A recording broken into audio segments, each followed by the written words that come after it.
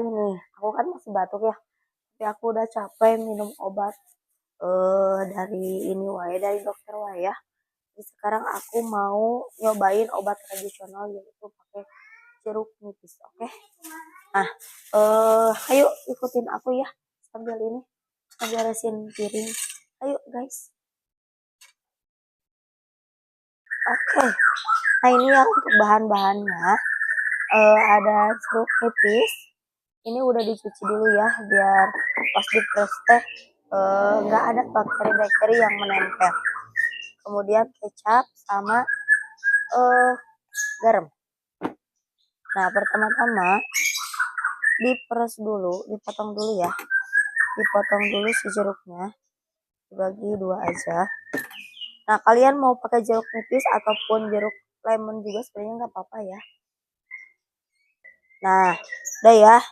Nah ini masih segini, kayaknya ini mesti butuh satu lagi, satu aja cukup gitu. Kalau untuk takarannya itu disesuaikan aja ya. Kalau semisal ini apa? Kalau semisal airnya dari satu jeruk juga udah banyak, udah aja nggak usah banyak. Tapi kalau semisal ini yang cara kalau semisal masih kurang gitu ya, tambahin aja we jeruknya. Biasanya cuma di 2 sampai 3 sendok aja.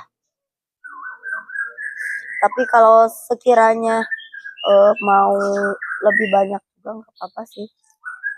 Atau kalau semisal buat keseharian gitu ya, buat diminum secara berkelanjutan bisa ditambahin air anget.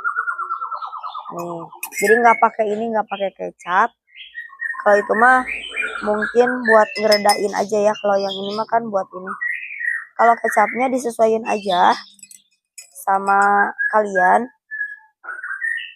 Tapi biasanya jangan terlalu banyak ya, cukup 2 sendok aja. Kecapnya 2 sendok. Nah kalau ininya garamnya sejumput aja. Aduh saya namun. Nah ini sejumput aja. Nah segitu aja. Tuh ya.